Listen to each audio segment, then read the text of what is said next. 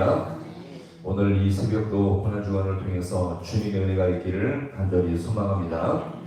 어제의 제목은 희생의 십자가였습니다. 하나님이 예수님을 십자가에 죽게 하신 것은 바로 하나님이 예수님과 분리된 고통이 아니라 연합된 고통으로서 하나님이 그 당신의 아들 예수님의 고통을 끌어안아서 함께 연합으로 이것을 느끼는 연합의 고통이었죠. 바로 이 희생이 있었기에 우리가 영적으로 살고 지금까지 온 것임을 우리가 기억하시기 바랍니다. 그래서 이 귀한 희생이 있음으로 말미암아 우리가 살 수 있었고, 우리가 주님 안에서 이 귀한 희생의 정신을 공부하며 살 수 있기를 간절히 소망합니다. 따라서 하나님을 믿는다는 것은 바로 뭐냐면, 주님께서 우리에게 사명을 주었는데 우리가 이 모든 사명을 감당할 때에 희생하는 자리까지 우리가 주님처럼 나가서 그들의 이 귀한 영혼을 끌어안고 함께 연합의 고통으로서 이 귀한 사명을 잘 감당할 수 있는 우리 모두가 될 수 있기를 다시 한번 간절히 소망합니다. 오늘 이어서 우리가 살펴볼 십자가의 의미는 같이 봅니다. 속죄의 십자가.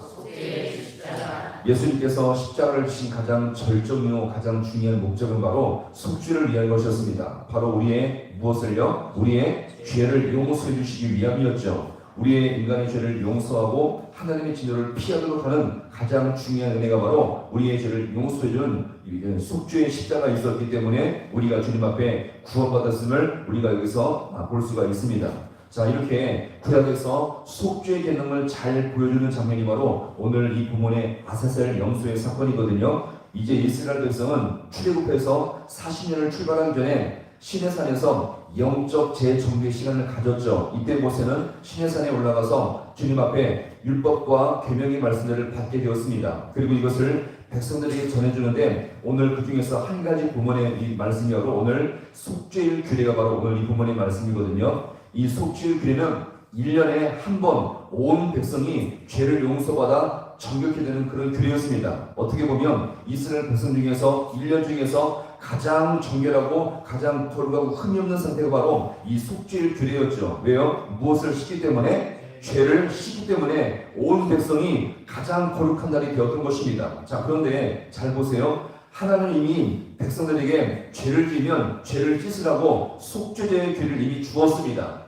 죄를 지었으면 개인적으로 죄를 씻으라고 속죄제의 규례를 이미 주었는데, 그럼에도 불구하고 온 백성이 속죄일 날을 이렇게 또 만들어 주신 이유가 무엇일까요? 한번 잘 생각해 보세요. 당시 이스라엘 백성은 적게는 200만 명, 많게는 300만 명이 이렇게 인구수가 있었습니다. 그런데 그들이 수시로 지는 이 죄의 개수는 정말 감당할 수가 없이 정말 많았죠. 그들이 이 죄를 지을 때마다 어디로 나와요? 성막에 나와서 죄를 씻어야 하니 많은 시간이 필요했던 것입니다. 그래서 이 죄가 쌓여서 백성들이 점점 더 죄악 가운데 빠져버리는 이런 일들이 더 많아지게 되었던 것입니다. 그래서 죄를 지은 사람이 또 죄를 지을 수 있고, 죄가 없던 사람이 또 죄를 지게 되면 이 모든 죄의 기능이 감당할 수가 없게 더 많아지게 되었던 것입니다. 그래서 모든 백성이 한 날 한시에 함께 속죄를 통해서 죄를 씻는 날을 여기서 만들게 되었던 것입니다. 그리고 이 백성들은 어떤 것을 갈망할까요? 이 날을 갈망했고요. 그 죄의 순서를 기다리다 보니까 너무 많은 시간을 주님께 나가서 제사를 드릴 수 없는 부정한 상태로 계속 살다 보니까 그날을 진실로 갈망했고, 죄를 씻어서 빨리 거룩과 정의를 유지할 수 있기를 간절히 사모하게 되었던 것입니다.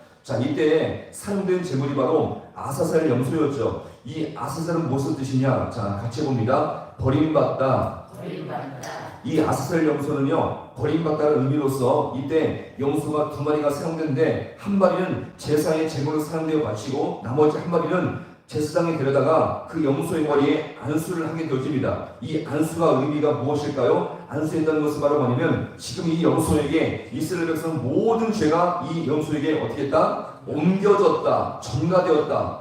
이것을 여기서 말하고 있는 것입니다. 그리고요, 이 염소를 저 멀리 광야로 보내게 되어집니다. 이것이 오늘 이 본문의 말씀이거든요. 오늘 본문의 말씀, 오늘 이 본문의 말씀 중에서 한 가지 말씀을 함께 살펴보고자 합니다. 10절 말씀을 같이 함께 보겠습니다. 10절, 오늘 본문의 말씀 레위기 16장 10절 말씀을 같이 함께 읽어보겠습니다. 시작. 아사셀을 위하여 제비 뽑은 염소는 산채로 여호와 앞에 두었다가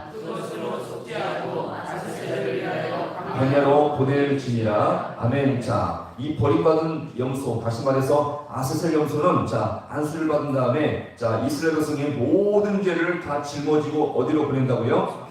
광야로 보내지게 됩니다. 자, 그러면 광야로 멀리 보낸 것으로 끝난 것이 아니라 한 사람이 그 염소와 함께 멀리 가서 가파른 계곡, 가장 험하고 멀리 높이 있는 가파른 계곡에 가서 염소를 밀어 죽이게 되는데 가장 처절하고 가장 고통스럽게 죽이도록 이 사람이 이 염소를 죽게 한다는 것입니다. 왜요? 이 염소는 버림받은 염소예요. 이스라엘 백성의 모든 죄값을 치르는 염소이기 때문에 가장 처절하고 고통스럽게 죽어야만 이스라엘 모든 이 죄가 용서받고 정결하게 되었던 것입니다. 자, 그러면 이것이 오늘 이 십자가와 어떤 의미가 있겠습니까? 바로 십자가의 가장 중요한 의미는 바로 죄를 용서하는 속죄의 십자가임을 믿으시기 바랍니다. 사실 우리 모든 인생은요, 지옥 갈 운명이요, 주님과 끊어진 운명이었는데 이렇게 어떻게 다시 한번 주님과 연결될 수가 있는 것입니까? 예수님의 대신 이 십자가를 통해서 우리 모든 죄가 완전히 용서받았기 때문에 우리가 주님 앞에 다시 한번 주님께 나와서 영생을 얻을 수 있음을 기억하시기 바랍니다. 따라서 이 기독교의 식은요, 죄를 용서받는 일로서 죄 용서함이 없이는 절대 구원과 영생도 존재할 수가 없다는 것을 여기서 우리가 보여줍니다.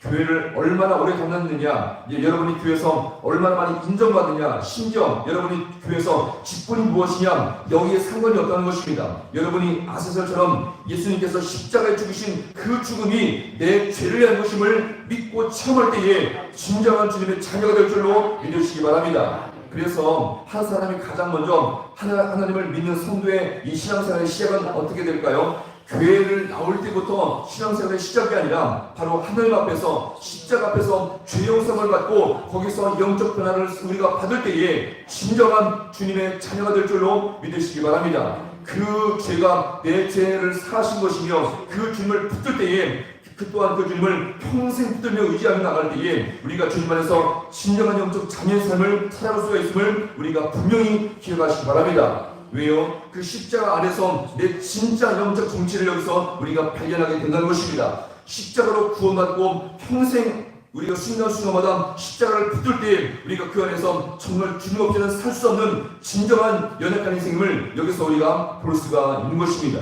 그래서 투플레티 목사님이 그런 자신의 신앙생활을 가만히 돌아보면서 그런 고백을 했습니다. 자신의 생을 가만히 돌아보니까 신앙의 열심과 공로와 열정, 이것이 내 열심과 내 공로가 때로는 나를 더욱더 의미있게 하는 것처럼 보이지만 살고 보니까 아무것도 아닌 것이죠. 그래서 십자가를 붙들 때 주님의 도우심만이 내 진짜 인생의 목적이요 소망임을 그 목사님은 여기서 발견하게 되었던 것입니다. 그러면서 지금 찬송가 가사가 바로 이 말씀이죠.